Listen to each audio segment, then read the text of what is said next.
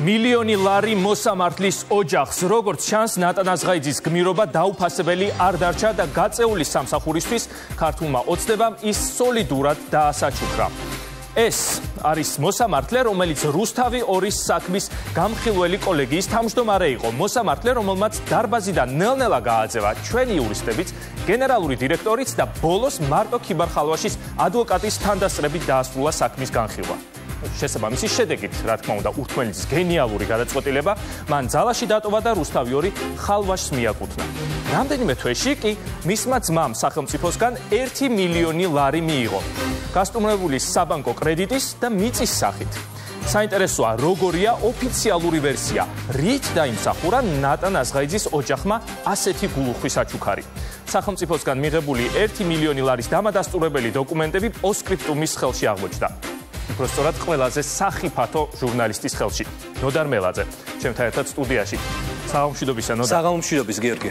ნოდარ, ჩვენ მაინც ყველაზე კარგად ვიცით რუსთავი 2-ში, რომ ხელისუფლების მორჩილ მოსამართლეებს ცოტა განსხვავებული კრიტერიუმები აქვთ ოჯახის წევრების დეფინიციისთვის. აი მაგალითად, ნატანაზღაიძემ შენ რომ გითხრას, რომ მისი ძმა არ არის ოჯახის წევრი, ისევე როგორც ურთმელეთისთვის მისი დედა არ არის ოჯახის წევრი. რას უპასუხებდი?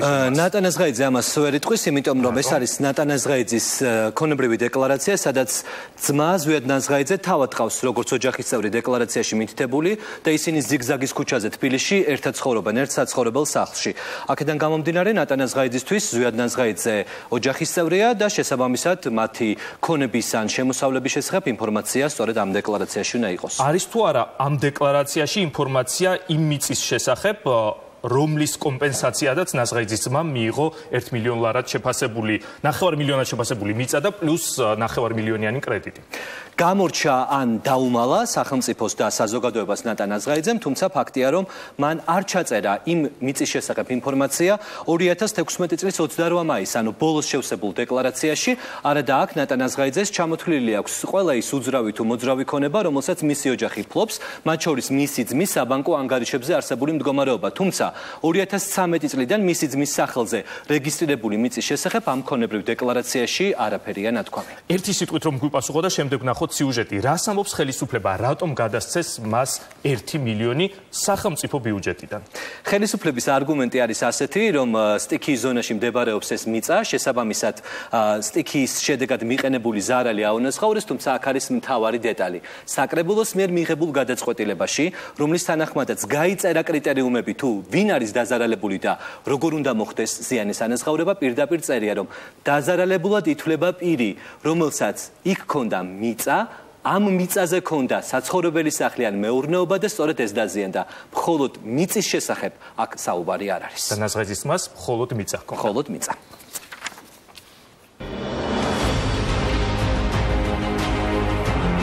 1 მილიონი ლარი ბიუჯეტიდან მოსამართლე ნატანაზღაიძის ოჯახს.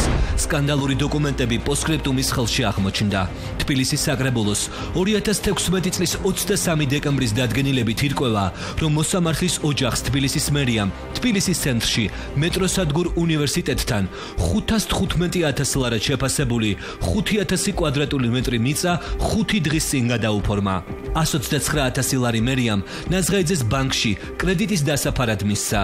კიდევ 43,000 დოლარი სხვა საბანკო ვალდებულების გასასტუმრებლად და დამატებით 220,000 ლარს ბანკში იმ ანგარიშზე ჩაურიცხავს, რომელსაც მოსამართლის ძმა ზვიად ნაზღაიძე დაასახელებს. ჯამში მოსამართლის ოჯახი 1 მილიონს მიიღებს. რატომ? პირველი ამ კითხვით თბილისის მერს მივმართეთ. არ მაქვს ინფორმაცია და ადგენს ქონების მართვის სააგენტო და მოგაცდეთ. დავით ნარმანიამ არის ის, რისთვის აძლევს 1 მილიონ ლარს იმ მოსამართლის ოჯახს, ვინც რუსთავი 2 საქმე სააპელაციო სასამართლოში განიხილა და ტელევიზია ქიბარ-ხალვაშს მიაკუთვნა. დოკუმენტების კვალდაკვალ პოსტსკრიპტუმმა ფაქტების გამოძიება დაიწყო.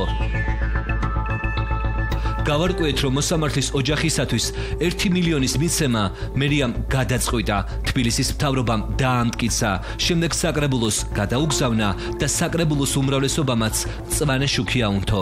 ანუ 1 მილიონის გაცემის სქემაში რამდენიმე სახელმწიფო უწყება იყო ჩართული. ამ მიწის ნაკვეთის ფასი იქიდან გამომდინარე, რომ მშენებლობა არ შეიძლება იყოს ფაქტობრივად ნული, ამ ყველაფერში თბილისის მერიამ მხოლოდ და მხოლოდ მოსამართლის, როგორც ჩანს, მოსყიდვის მიზნით დახარჯა 1 მილიონი ლარი. საქართველოს პარლამენტის წევრმა ირაკლი აბესაძემ ისქემა გაშიფრა, თუ როგორ მისცა მილიონი ხელისუფლებამ რუსთავი 2 საქმის მოსამართლეს. ყველაფერი ვერესხეობიდან დაიწყო. ამ ხეობაში მდინარის პირას ნატან აზღაიძის ძმა 2013 წლიდან მიწის ნაკვეთს ფლობდა. 2015 წლის 13 ივნისის სტიქიის შემდეგ ეს მიწის ნაკვეთი სტიქიური უბედურების ზონაში მოექცა და შესაბამისად იქ ნებისმიერი სახის მშენებლობა ეკრძალა. თუმცა ამის მიუხედავად, მერიამ გადაწყვიტა ხევის სიღრმეში მდინარის პირას მდებარე ნაკვეთი, რომელსაც არანაირი დანიშნულება არ გააჩნია, სასწრაფო წესით ორგანული კანონის გადაუდებელი აუცილებლობის მუხლით გამოისყიდოს და თან მიუთითოს, რომ ამ მიწას განსაკუთრებული საჭიროება აქვს თბილისელებისთვის. ეს არის მართლაც უპრეცედენტო კორუფციული შემთხვევა, როდესაც ერთი ადამიანისთვის მილიონების შოვნისთვის იფლანგება სახელმწიფო ქონება და იხარჯება სახელმწიფო რესურსები. არანაირი საზოგადოებრივი საჭიროება არ არსებობდა, არანაირი გადაუდებელი აუცილებლობა არ არსებობდა, არსებობდა მხოლოდ და მხოლოდ ხელისუფლების დაუძლეველი პოლიტიკური სურვილი ებრძოლოს რუსთავი 2-ს, ამის სანაცვლოდ გადაიხადოს მილიონები, თუნდაც საბიუჯეტო სახსრები და მოსამართლეები აიძულოს მიიღოს მათთვის სასარგებლო გადაწყვეტილება. რადგან მილიონი მოსამართლის ოჯახს მერიამ საკრებულოს დადგენილების საფუძველზე მისცა, ამიტომ პოსტსკრიპტუმის საკრებულოში მივიდა და თავმჯდომარის მოადგილეს კითხა, რაში გადაიხადეს ფული. გითხრათ, რომ ეს არის სტიქიის ზონა და ჩვენ ამას კანონი გვავალდებულებს, რომ სტიქიის ზონაში მოხვედრილი ფართთან დაკავშირებით თუ მოქალაქეს ექნება, ასე ვთქვათ, სურვილი მოხდეს კომპენსაცია, რა თქმა უნდა, ჩვენ ვალდებული ვარ ეს კომპენსაცია გავაკეთოთ. ჯაბასამოში ახლა ცდილობს ჩვენ შეცდომაში შეგვიყვანოს, რადგან ამბობს, რომ მილიონი მოსამართლის ოჯახს კომპენსაციის სახით მისცეს, თუმცა რეალურად დოკუმენტებში სულ სხვა რამ წერია. ჩვენ მივიღეთ კომპენსაციის წესი, მივიღეთ სტიქიის ანაზღაურების წესი. ამ ყველაფერს ერთობლიობით მოხდა ეს ყველაფერი. ამას მიკითხებით, რა გადაუდებელია? ეს არა, ბატონჯობა, აი შეცდომაში ვერ შეგყვათ. გეუბნებით რა არის შეგყვანთია. აბაში არ წერია, რომ ეს არის კომპენსაცია. ამაში წერია, რომ არის გადაუდებელი აუცილებლობა. კითხულობ, რა გადაუდებელი აუცილებლობა არსებობს? ინგრევა, სტიქია მეორდება, ვულკანია მოიწვევა. არ არის დაზავარებული, არ შეიძლება კომპენსაციის გაცემა. გადაგდეს გადაუდებელი აუცილებლობის მუხლით. გადაუდებელი აუცილებლობა წარმოადგენს საზოგადოებისათვის განსაკუთრებულ რისკს, რომელზეც დაუყოვნებლივ მყისიერი რეაგირებაა საჭირო, რომლის დასაბუთებაც აქ არ არის. ეგ არის ფაქტი. პარლამენტის წევრი ირაკლი აბესაძე პირდაპირ ამბობს, რომ მერიამ და საკრებულომ მთელი მაქინაციები ჩაატარეს მოსამართლის ოჯახისათვის მილიონამდე თანხის გადასახდელად. მათ კანონი დაარღვიეს და რეალურად ფული გაფლანგეს. ნებისმიერი იურისტი, ნებისმიერი ექსპერტი, რომელიც შეგიძლიათ ჩაწეროთ აღნიშნულ კანონთან მიმართებაში, რაც საზოგადოებრივი საჭიროებისთვის აუცილებელი გადაუდებლობის დროს ქონების ჩამორთმევის შესაძლებლობას აძლევს სახელმწიფო სასამართლო გადაწყვეტილების გარეშე, ეს არის ექსტრემალური შემთხვევა, როდესაც დაუყოვნებლივი მოქმედება არის საჭირო. მაგალითად, გვაქვს წყალდიდობა, თქვენ ყავთ პატარა ზომის კატარღა, სახელმწიფო მოდის და მიყავს ეს კატარღა, იმიტომ რომ იმ წუთას სჭირდება ადამიანების სიცოცხლისა და ჯანმრთელობის გადასარჩენად და შესაბამის კომპენსაციას გაწევს. ანუ ამ შემთხვევაში საკუთრების ჩამორთმევისთვის სასამართლო ინსტანციაც კი არ არის გათვალისწინებული, იმდენად დაუყოვნებლივი საფრთხე უნდა არსებობდეს საზოგადოებრივი საჭიროებიდან გამომდინარე. გასულია წელიწად ნახევარი სტიქიის შემდეგ და რა თქმა უნდა არანაირი გადაუდებელი აუცილებლობა, მით უმეტეს საზოგადოებრივი საჭიროება ამის არ არსებობდა, კიდევ ერთხელ გავიგებ, არსებობდა მხოლოდ საჭიროება რუსთავი 2 საქმეში მონაწილე მოსამართლეების პირადი დაინტერესების დაკმაყოფილების. რუსთავი 2 საქმის მოსამართლე ნატან აზღაიძე ზიგზაგის ქუჩის 20 ნომერში ამ სახლში ძმასთან ერთად ცხოვრობს. მივედით და მოსამართლის ძმას, ვის სახელზეც გაფორმდა 1 მილიონი, ვკითხეთ, რა მოლაპარაკებების შედეგად გადაწყვიტა მერიამ ქონების და ნაღდი ფულის მიცემა და იყო თუ არა საერთოდ ეს ჯილდო იმ გადაწყვეტილებისთვის, რომელიც მოსამართლე ნატან აზღაიძემ რუსთავი 2 საქმეზე გამოიტანა. პროვოკაციულ შეკითხვას მისვა, ჩემო კარგო, რა შუაშია? 2013 წლიდან დაწყებული ჩემი პირადი საქმიანობა და პრობლემები. რატო უკავშირებ დღევანდელ ჩემი დის მოსამართლეობას ვერ ხვდები? ეს ყველაფერი 2013 წელს დაიწყო. მოგვარდა მას შემდეგ, რაც თქვენმა და რუსთავი 2 საქმეზე გამოიტანა გადაწყვეტილება. და სხვებმა როგორ მოაგვარეს კომპენსაციები? ჩემი და იყო მაშინაც შუაში? არიან დღეს ადამიანები, რომლებსაც დღემდე კომპენსაცია არ მეუღიათ. და ხო არიან ვინც მიიღო? გასაგებია, ვისაც სახლი ქონდა და არა მიწა. ეგ დეტალები მე არ ვიცი, მოდი გაეცემა. მოსამართლის, რომელმაც ტელევიზია მიაკუთვნა და გამოიტანა ხელისუფლებისათვის სასურველი გადაწყვეტილება. რატო ხელისუფლებისათვის? მოცა, რა შუაშია ხელისუფლებისათვის? ხელისუფლების ინტერესში შედიოდა. მე არანაირი უფლება არ მაქვს. ეგ საქმე საერთოდ არც წამიკითხი, არც ვიცი ტელევიზორში მაქვს მარტო გაგებული, მაგრამ მან ხელისუფლება არ დაობს, მე მგონი ის რა ქვია, ვიღარ. თარიღდება როგორ გაფორმდა მერიასთან სტიქიდან წელიწად ნახევრის შემდეგ ეგეთი დეტალები მე არ ვიცი ჩემო გოგო, საერთოდ არ ვიცი. იმიტომ რომ უკვე ეგ მიწა, რომელიც იყო და რისანსუსად გაიცა კომპენსაციას და ეს ვაჟებშეულაც მიწაც, უკვე ხელშეკრულების საფუძველზე მე არ მეკუთვნის. რეესტრით თქვენ გეკუთვნით, ანუ გავიგე, მაგრამ გავიგე. სანაცვლოდ მოგწათ ეს მაინტერესებს. როგორ შეთანხმდით მერიასთან? თანხას საერთოდ არ ვიცი რა ღირებულების არის. იმ მიწის ღირებულებას ვიცოდი რა ცხიდა. და ხელი ხო თქვენ მოაწერეთ? კი ბატონო, ხელს ვაწერდი რა თქმა. ამ სკანდალურ საქმეში არის ბევრი სკანდალური და ბურუსით მოსული დეტალი. დოკუმენტებით ირკვევა, რომ მიწა, რაშიც მოსამართლის ოჯახს სახელმწიფო მილიონი გადაუხადა, საქართველოს ბანკში იპოტეკით იყო დატვირთული და მისი მფლობელი ვერ ასრულებდა საბანკო ვალდებულებებს. ამის გამო ეს ტერიტორია ჯერ კიდევ 2013 წელს ბანკის სახელზე გადაფორმდა. თუმცა მოულოდნელად 2016 წლის შემოდგომაზე ბანკმა ასე შემთხვევით გადაწყვიტა მიწა მფლობელისათვის დაებრუნებინა იმ პირობით, რომ ის ვალს გადაიხდიდა. ამ გარიგებიდან რამდენიმე კვირაში კი მერიამ რუსთავიორის მოსამართლის ძმას უთხრა, რომ ამ მიწას მისგან შეიძენს და სანაცვლოდ მილიონს მისცემს.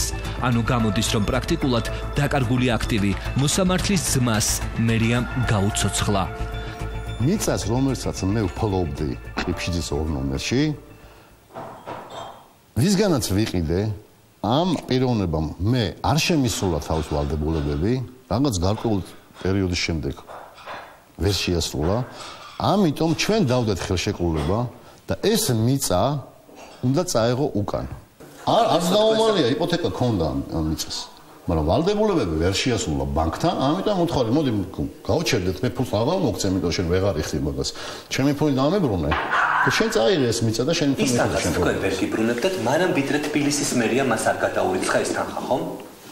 ეხლაც არ აქვს აღრუნებული. ჩვენ დავჩერდით რაღაც თანხაზე, რაღაც გარკვეული თანხა და მაგრამ ბანკიდან მერიის დახმარებით გამოიხსნა მან ეს მიწა. ეგ არ ვიცი ეს დეტალები ხო გითხავთ? თქვენი ხელმოწერა არის და როგორ არის? გავიგე რომ ჩემი ხელმოწერაა. და რაზე აწერეთ ხელს ხო წაიკითხეთ? წავიკითხე ყველაფერი კარგია. ხო ეწერა რომ მერია რიცხავდა ამ საქართველოს ბანკში თლიან თანხას კრედიტის დასაფარად. და პლუს ამას იძლეოდა 5000 კვადრატულ მეტრ მიწის ფარცვას მეტროსთან.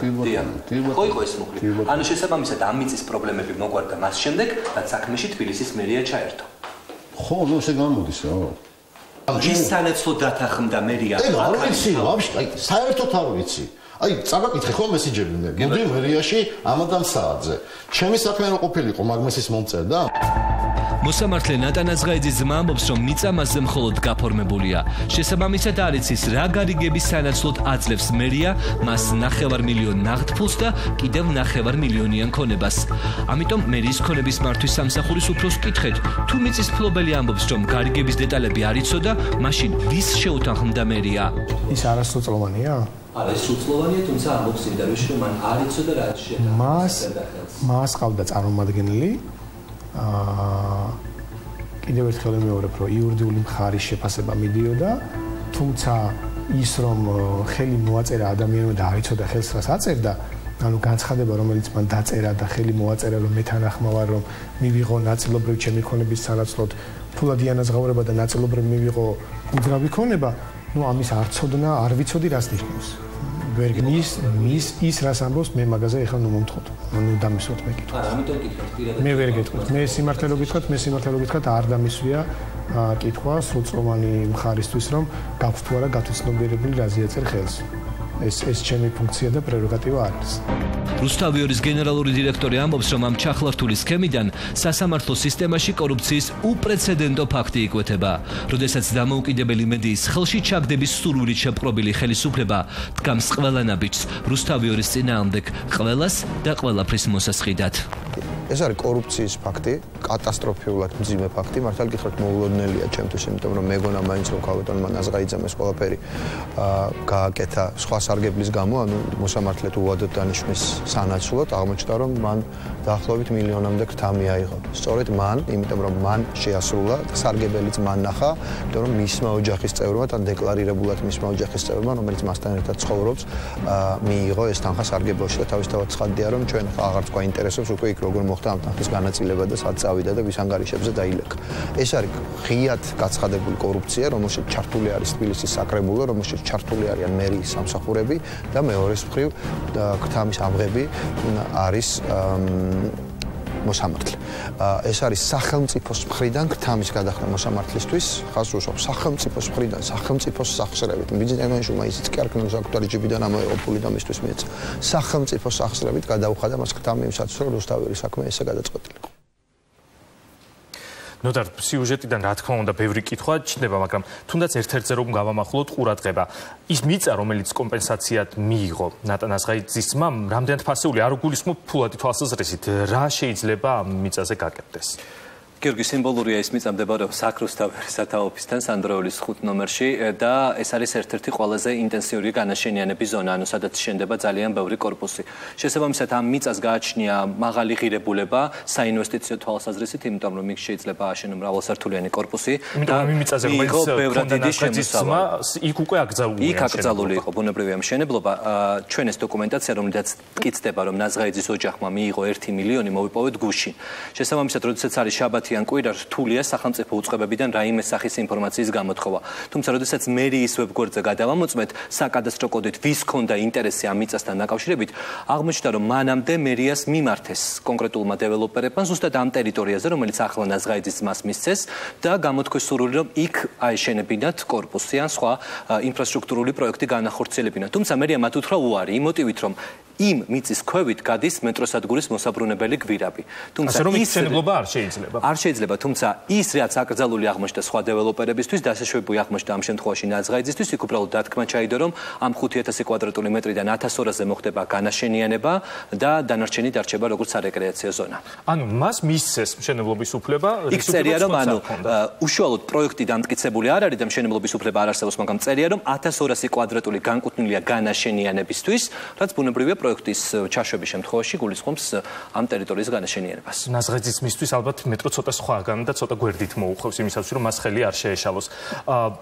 იმ ადგილზე, სადაც ჰქონდა ზუსტად ნაზღაიძეს მიწა, გულისხმობ ვერესხეობაში. ხომ არიან სხვა დაზარალებულები, რომლებთაც დღემდე არ მიუღიათ კომპენსაცია, ამ დროს ზუსტად ნაზღაიძემ მიიღო 1 მილიონი. გიორგი, აქ არის ალბათ სრული პარადოქსი, რადგანაც ნაზღაიძეს მისცეს 1 მილიონი მიწესთვის, რომელსაც არანაირი ინფრასტრუქტურა არ ყოფილა, არანაირი მისასვლელი გზა არ არსებობს და ეს მდებარეობს კლდის ფერდობზე, მიწა, რომელსაც არანაირი დატვირთვა არ ქონია მანამდე. თუმცა იქ ვერესხეობაში არიან ადამიანები, რომლებსაც სტიქიამ დაუნგრია სახლები, რომლებიც ცხოვრობენ განსაკუთრებული რისკის ზონაში. დღესაც 5 ოჯახი არის ასეთი და მათ მერიამ ჯერჯერობით მათთან შეთანხმებას ვერ მიაღწია. მიმდინარეობს დავა კომპენსაციის ოდენობაზე და ასე შემდეგ.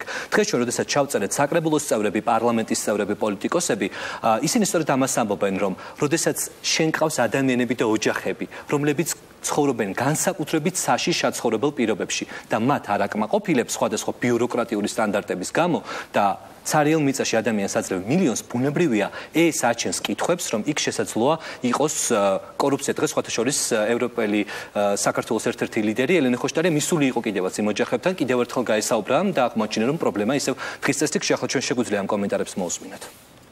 არის უსამართლობის აი რაღაცა პიკია უბრალოდ, რასაც მე წავაწყდი, ჯერ მე წავაწყდი დაახლოებით 6 თვეა უკვე და ეს ადამიანები 2 წელია იბრძვიან მერიასთან, მე ამ სიტყვის პირდაპირ მნიშვნელობით ყველა კაბინეტში დადიან და 5 ოჯახია ესე გაყოლებაზე აქ დარჩენილი. ამ ადამიანების მიმართ დამოკიდებულება არის სრული უპასუხისმგებლობა და საერთოდ არ აინტერესებს და უცებ სადღაც გაჩნდა ინტერესი და ერთ წამში გააფორმეს ის, დახარჯეს მილიონი და მოაგვარეს ისე როგორც უნდა. ხა აქ კარგად არის გამოსაკვლევი, ხო, აქ ჩვენ კონკრეტულ მოსამართლეზე გვაქვს საქმე, რომელიც კონკრეტულ საქმეში არის გარეული და კონკრეტული გადაწყვეტილებები მიიღო ისეთი, როგორც უნდა და მთავრობას.